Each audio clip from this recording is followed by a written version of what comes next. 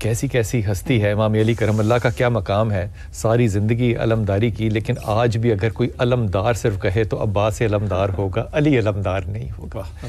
یہ کیا خصوصیت ہے جو اللہ نے دی ہے۔ ہم ہمیشہ یہ سمجھتے ہیں کہ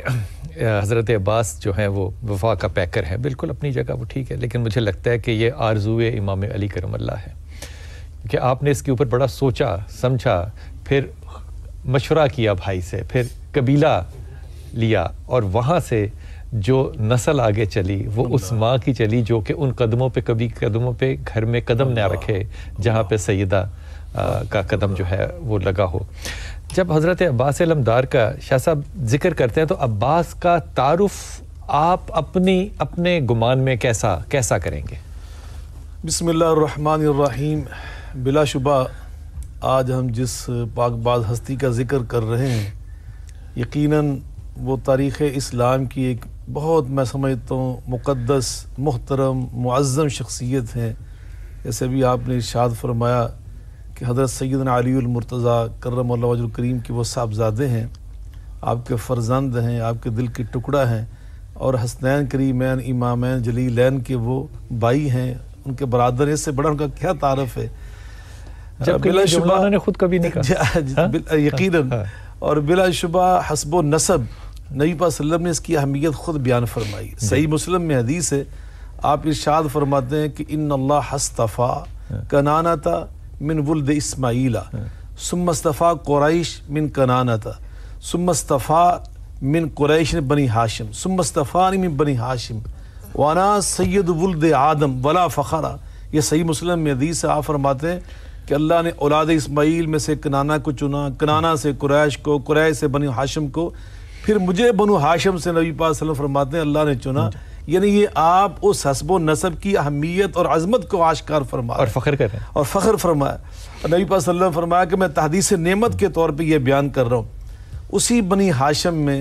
نبی پاک صلی اللہ علیہ وسلم کے بعد پورے بنی ہاشم میں سب سے اعلیٰ سب سے عرفہ جو شخصیت ہیں ان کا نام ہے سیدنا علی المرتضیٰ کرم اللہ وجہ الکریم۔ یہ ان کے صاحبزادے ہیں، اور ان کو یہ اعزاز ملا ہے کہ انہیں تاریخ اسلام میں قمر و بنی ہاشم کے نام سے بھی پکارا جاتا ہے۔ حضرت سیدنا عباس کو قمر و بنی ہاشم، یہ بہت خوبصورت تھے، انتہائی ان کا وجیز چہرہ تھا، قد بہت دراز تھا، بہت اللہ تعالیٰ نے ان کو یعنی جسمانی لحاظ سے بھی، روحانی اور معنوی اعتبار سے، علمی اعتبار سے بھی اللہ نے ان کو بڑی اعلیٰ شخصیت دی تھی۔ تو یعنی اپنے ددیال کی طرف سے یہ حضرت علی المرتضیٰ جناب سردار ابو طالب ان کے پوتے، حسنین کریمین کے برادر، اور ماں کی طرف سے ان کی جو والدہ محترمہ ہیں ان کا نام بھی فاطمہ تھا۔ مجھے بیٹی نے بھی جو پڑھی نا منقبت کہ کوئی ماں فاطمہ جیسی ماں نہیں ہے، تو یقیناً جیسے ابھی آپ نے فرمایا نام ان کا بھی فاطمہ ہی تھا اتفاق سے، لیکن انہوں نے سیدہ فاطمہ کی تابعداری میں اور ان کے احترام میں ان کی عظمت اور توقیر اور تعظیم کے اور آداب کے تقاضے ہمیشہ ملحوظ رکھے، اور جیسے آپ نے لفظ فرمایا کہ ان کے قدموں پہ قدم رکھنا بھی انہوں نے ادب کے خلاف سمجھا، سبحان اللہ۔ تو یہ اس ماں کے بیٹے ہیں کہ جو ایک بہت بڑے سردار کی بیٹی تھی، ان کا نام تھا حزام، اور ان کا دادا بھی بہت بڑا سردار تھا، ان کا نام تھا خالد، اور یہ بنو کلاب کے نام سے مشہور تھے۔ اس خاندان کی 4 بڑی عظیم خوبیاں عرب میں شمار ہوتی تھی بڑی۔ ایک تو یہ بہت بہادر تھے، وفادار تھے انتہا درجے کے، یہ ان کے خمیر کے اندر چیزیں تھیں۔ تیسرا یہ انتہا درجے کے سخی لوگ تھے، اور چوتھا انتہائی مہمان نواز تھے۔ تو یہ ایک عظیم دادا کے پوتے تھے، ایک عظیم نانا کے نواسے تھے، اس لحاظ سے دونوں طرف سے یہ نجیب الطرفین تھے۔ لیکن آپ اندازہ لگائیں کہ حضرت علی کے فرزند ہونے کے باوجود انہوں نے حضرت امام حسن و حسین کو سیدہ فاطمہ کی اولاد سمجھنے کی وجہ سے ہمیشہ یہ کہا کہ ہم ان کے اوان ہیں، ان کے معاون۔ آج بھی ان کی جو اولاد ہے نا وہ اوان ہے، وہ اپنے آپ کو یعنی فاطمی سادات کے برابر نہیں سمجھتے، وہ اوان یعنی مددگار کہتے ہیں۔ تو یہ بھی ان کے اندر وہ خون کے اندر جو نسل در نسل وہ جو ادب آ رہا ہے سیدہ فاطمہ الزہرا کا، وہ آج تک موجود ہے۔ تو یقین ان کی نسل کو پھر اللہ نے بڑی برکت دی، یمن کے اندر، بر صغیر کے اندر، ایران کے اندر، عراق کے اندر، اور عرب ملکوں کے اندر، شام کے اندر، مختلف مصر کے اندر مختلف ناموں کے ساتھ، یعنی سادات بنو شہید، سادات بنو مطاع، اور سادات یعنی سادات علوی، اس طرح کے ان کے مختلف نام ہیں مختلف علاقوں میں، لیکن سب کے سب حضرت سیدنا عباس کی اولاد ہیں۔ حضور کبھی ممبر پہ بیٹھ کے اس بات پہ غور کیا ہے کہ ساری زندگی چاہے خیبر لیں، چاہے بدر لیں، چاہے احد لیں، امام علی کرم اللہ نے جو علم ہے اس کو کیسا سر بلند کیا مرحب کو اپنے سامنے رکھتے ہوئے، لیکن غور فرمائیے کہ جب بھی علمداری کا نام ہوگا تو حضرت عباس کا نام کیوں آئے گا؟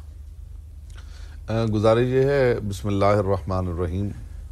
ایک حدیث میں فرمان امام صادق علیہ السلام کوٹ کرنا چاہتا ہوں۔ امام علیہ السلام نے فرمایا اِنَّ امن العباس نافذ البصیرت صلب الایمان، ہمارے چچا عباس بصیرت کو نافذ کرنے والے اور ایمان کی ریڑھ کی ہڈی ہیں۔ بصیرت کو نافذ کرنے والے اور ایمان کی ریڑھ کی ہڈی ہیں۔ جہاں تک علمداری کی بات ہے تو رسول اکرم صلی اللہ علیہ وآلہ وسلم نے خیبر کے میدان میں جو اعلان کیا تھا لَأُعْطِيَنَّ الرَّایَةَ غَدًا رَجُلًا كَرَّارًا غَیْرَ فَرَّارٍ يُحِبُّ اللَّهُ وَرَسُولُهُ وَيُحِبُّهُ اللَّهُ وَرَسُولُهُ،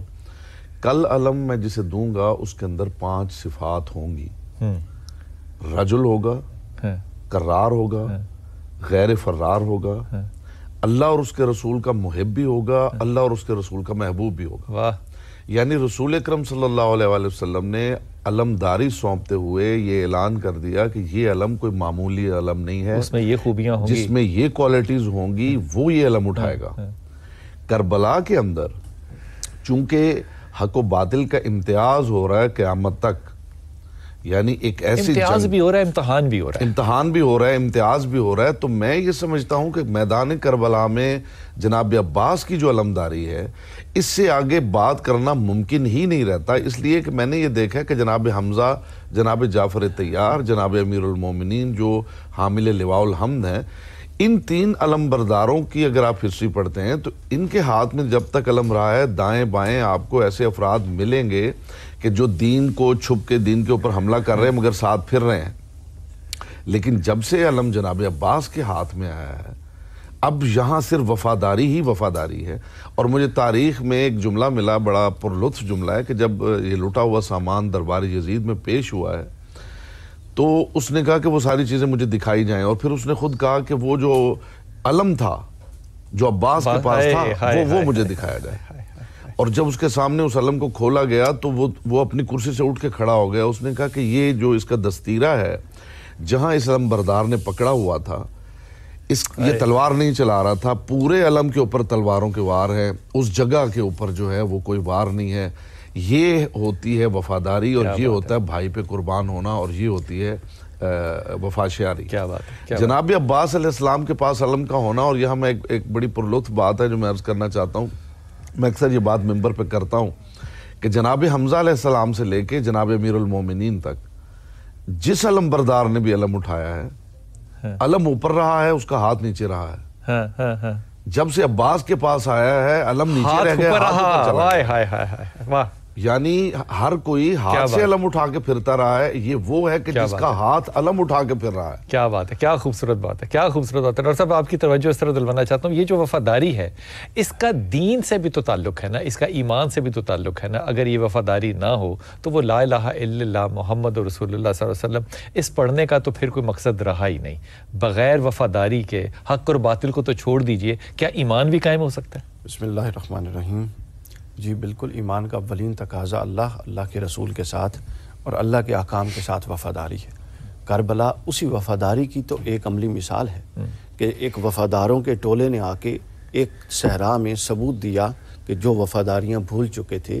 کہ یہ سبق ہے وفاداری کا، اس کو یاد کر لو، اور ایسا یاد کر لو۔ ایک داستان میں کس قدر داستانیں ہیں، اب میں بتانے لگا ہوں، اب یاد کر لو اور آگے دیکھو کیسے تک یاد کریں۔ دیکھیے، اسلام کی تاریخ کا جھومر ہے کربلا، بے شک ہے، اور کربلا کی تاریخ کا جھومر ہے عباس۔ واہ، خوبصورت بات کی۔ جھومر اتار دیا جائے تو حسن برقرار نہیں رہتا کیا دلہن بات کا، بلکہ جب سب کوئی تیار ہو کہ شادی میں سب خواتین آئیں تو جھومر سے دلہن کی پہچان ہوتی ہے۔